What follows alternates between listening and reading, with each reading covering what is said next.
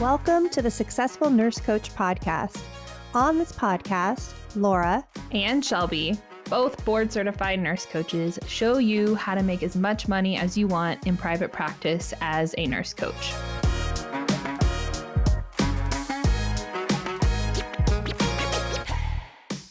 Hello, welcome back to the Successful Nurse Coach podcast. It's Shelby hanging with you solo again this morning, and I want to talk about something a little feely, a little deep, a little reflective this morning. And this podcast was inspired by one of our master's clients, a conversation that we were having a few weeks ago about what does success mean? And we were on a call, and the long story short here is that this master's client was going to earn no dollars this month. She was having some feelings, some thoughts, some stories about that. And I was looking back through all the money she had earned, all the impact she had had, all these things over the past 2.5 years. And as I'm looking back through her numbers on the call, like, okay, have we been trending down? What's, kind of my brain went a little into problem solving mode. She said, Shelby, I haven't had a month since I signed my first paid client where I've had zero, like where I've had no income. That just hasn't happened to me yet. And I want to pause in that story for a minute to just say how atypical that is to start your practice, have your first paid client, and then never have a month of zero income for almost 2 years straight. It's pretty freaking incredible. I did not have that streak. Laura did not have that streak in our first 2 years or anywhere close. And so we took a moment, and my brain kind of switched gears in that moment. And first we celebrated. And I was like, can we appreciate how badass that is? Like, you're hitting your first zero after almost 24 months in the game. Like, that's incredible. It's not even a loss. It's like mind-blowing to me that we're just now getting to the zero, and congratulations. You were going to get one eventually. Might as well be now. And I could sense that, she could hear it in her mind, but she couldn't hear it in her heart. And it's kind of like when you're stuck in those moments of where you can rationalize something and it makes sense, but you're like, ugh, but I still feel fill in the blank. I still feel bad. I still feel like I could have done more. I still feel guilty or shame or whatever. I would prefer to be earning more, right? Totally understandable. But then I asked her the question of okay, success is not about the number in your bank account, right? So you've proven that. You've had $10,000 months, $12,000 months, consistent $3, $4, $5, $6, $7,000 months. So it's not the number here that is an indicator of your success. But I think that we think that it is. And the number in the bank account is a really great source of external validation, through achievement, through hitting a mark, hitting a goal. Those are all important. But if we only rely on this external source, then we are forever battling a moving target. The bar of success will always move. It will always change. It will never be consistent because you'll hit it and then you'll be like, great, what's the next thing? Right? There's this inability to be in the present moment whenever the bar moves constantly and you're just reacting to how high you have to jump. And eventually the bar gets so high that you're like, how am I going to do that? That feels unachievable. What do I do next? How do I sustain this? How do I keep going? Which is things I've been hearing her say, this particular client, for the past probably 4 or 5 months. How is this sustainable? How do I replicate it? How, right? We're looking for the outward source to refill this cup of external validation. And I don't want to demonize this too much, right? I don't want to be like, external validation is the worst and you should never rely on that, because that's not completely true. But finding this middle ground, right? From this deeper sense of personal empowerment, this deeper sense of peace, and that comes from within. And I think that this model by Janet Hagen can really help paint a picture here, and it's called the 6 stages of power. This is more used for corporate coaching, but if you switch out the word power with empowerment, I think that it fits. here. The first three stages of this model are external sources of validation. There's complete powerlessness, which is the first stage. You don't have any sort of empowerment. You're just usually like complete crisis, overwhelm. Like think like without a home, without a job, no resources. We're just completely blowing in the wind. Second stage, and the jump from stage 1 to stage 2 is quite significant, but the stage 2 is power by association. So you feel a sense of who you are, a sense of empowerment, a sense of confidence by the people that you know. And this might involve borrowing some confidence from somebody else. This might be because I know so and so, I am like well connected, or I am well supported. Like if you ever felt this, there's always probably like a charge nurse, you guys remember, to when you showed up and you're like, oh, thank God you're in charge today. Like we can do anything if you're in charge. Kind of like that feeling of like, oh, you're here. I know who I am because you're here. And this can be like a really beautiful gift too. I don't want to paint this in a total negative light. I think that mentoring works really well here. Of like, I can recall every coach I ever hired, and because they could do it, because they believed in me, because they knew I could, I then believed in myself. And this is a necessary part of the journey. I think a lot of our clients experience this too, of like, I know Laura, I know Amy, I know Shawnee, I know Shelby. They believe in me, so I can. We just wrapped a mentorship space the other day. And on the last calls, they always tend to be a little emotional. And that was some of the feedback that I got was, because you believed in me, Shelby, I did. And that's the only way I was able to get through this year. And like, what a beautiful compliment that is to receive. And you can see its limitations, right? Of only being in step 2. Step 3 is power by achievement. So this is where we get stuck in like the numbers game, especially in entrepreneurship, of 10K months, 20K months. When I have my first 50K month, I'm gonna fill in the blank. I'm gonna feel better. I'm gonna feel sure. I'm gonna feel confident. I'm gonna feel fill in the blank. And again, this part works. I think that shooting for a goal, following through on a goal, achieving a goal is so meaningful. It's so meaningful. Like it's proof that we can do it, right? But then whenever we only have this, only have the power by achievement, only have empowerment or a sense of self through the accolades we can collect or the goals we can achieve, after a while, you're going to start to notice that it's not as fulfilling. You're going to question, like, why am I doing this? When is it going to be enough? This is like the quintessential midlife crisis, right? Of like, I went to college, I did the job, I climbed the ladder, I did the thing, I have the family, I have the kids, I have the white picket fence, and I still feel terrible. So I'm going to go buy a sports car. And then usually, like the sports car temporarily fills the void, but we're all craving something deeper. And then that's when we start to switch into the internal sources of empowerment, the internal sources of validation. And we get into like this a little deeper in Deep Coaching 101, which is a program we run every now and again.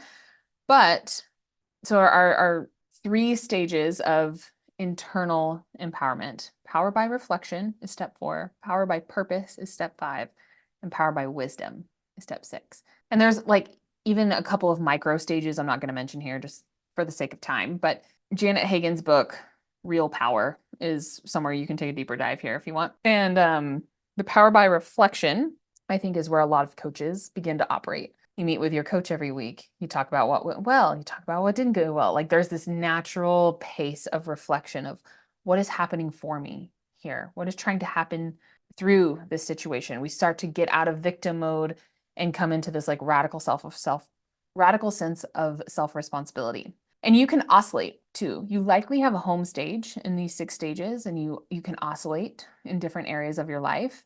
Eventually it all comes together, eventually the power by wisdom. You're entering like guru Yoda monk territory, right? That's those are a little stereotypical, but that's kind of like the knowing, like you really know who you are. It's very spiritual in stage 6. And you can go up and down the ladder just depending on the season of life, which is really cool and really frustrating. So just to remind you that it's not a completely linear process. It's not like a video game where you unlock the level and then it's just unlocked forever. It's normal and this whole process can take like 20 to 30 years. So to have a lot of patience with yourself.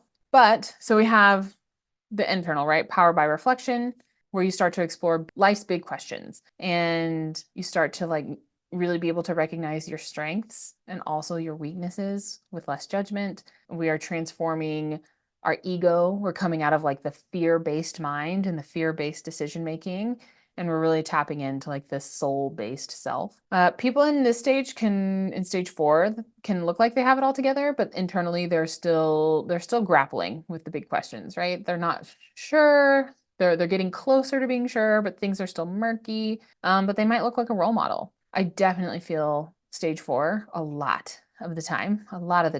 That's why I'm still hiring coaches all the time. My inner world can be pretty turbulent from time to time. And yeah, but that just means that like I'm in the work, right? So if you're here with me and people tell you you're a leader, that you have it all figured out, and you're like, dude, no way, Jose. Normal, super normal. And then stage 5, power by purpose, is, we begin to have this inner vision. We have driven clarity and confidence in your life purpose. And it comes from a deep place within. It's not coming from like the shoulds. Oh, my mom said I should do this. Or society expects me to go to nurse practitioner school. Or like you're really tapped into what you want, your beliefs, your values, your spiritual values. And whenever you meet people in stage 5, you know it, right? They are congruent in every aspect. They are the same person in every room. They no longer are living between two different stages, like stage 4 does sometimes, but they have this greater perspective, right? They are not tapped into any dogma or prescripts or doctrines. They have a really unique personal expression of who they are. And you've probably met some of these people before that can just like hold your entire soul in their gaze. Like it's really profound to be around people like this. It's really beautiful. And then finally, power by wisdom. They have calm and quiet strength. They have a deep connection to spirit and the universe, and often are spending a lot of time alone. They can be confused, though, for stage 1, for complete powerlessness, for those who don't know them. So it's kind of interesting that those two stages can look similar to an outsider, but just being with them is peaceful and healing in itself. So I wanted to like give that framework kind of as we move through the rest of this episode, because I think it can, help provide some helpful context. So I think that it's just helpful context, right? Of like, what is successful? How do you know when you're successful? And how unique this description, this definition can be for each of us. And I want to encourage you guys maybe to pause the episode here and take a minute to like journal of like, and the prompt being, I will know I am successful when blank. I will know when I am successful when blank. And if you even want to just like pause the episode to like think about it, I'll share mine with you here in a minute. Okay. Pausing. Welcome back. So I would encourage you to write this down first for yourself, just to see so that you're not influenced by what I say. But I asked this question to my mentees last week, and we took a few moments at the beginning of the call to like share what being successful means to us. And I'll share mine with you because I did it with them. So success feels like peace, like full night's sleep, waking up well rested, like advocating with loving kindness, like being unapologetic with my gift, my skill, and my vision. Success feels like receiving support without being defensive. Success is not doing it all. Success is being the same Shelby no matter what room I am in. Success is a choice I make every single day. Success is celebrating big wins, small wins, and always looking for growth. And I would encourage you to revisit your definition of success every year and see how it grows and changes. And if yours isn't the same vibe as mine, like that's okay. Be where you are. There's nowhere else to be but right here. And I'm sharing all of this with you today because I really want you to begin to own what success is for you, especially in the land of business ownership, especially in the land of entrepreneur world, where you are living an alternative career path and lifestyle. People will project their definition of success all over you.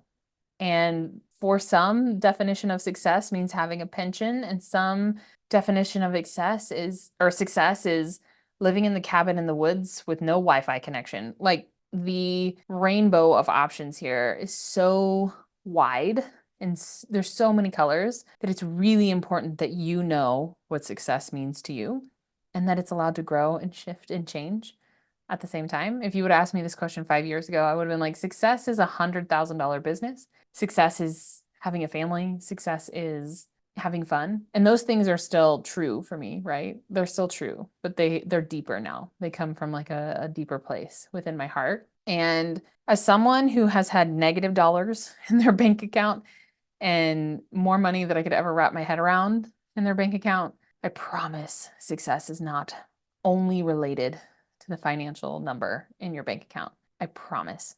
It is a piece of the puzzle, but it is not the only measurement of success. And I wish somebody would have told me that sooner. So I would love to know. This is a short and sweet episode today.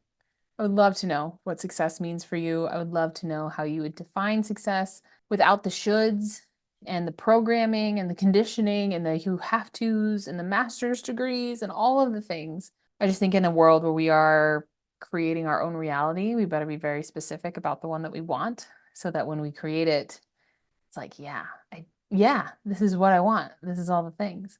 I was on an application the other day and this nurse coach was just like on cloud nine. She was in a blissed out state. It was really cool to watch. And she's at the beginning of her journey and she was like, this is all possible, right? Like I can do this. And I was like, yeah, you can do this. Like I'm 6 years in and I am living the life that I wrote down on paper 6 years ago.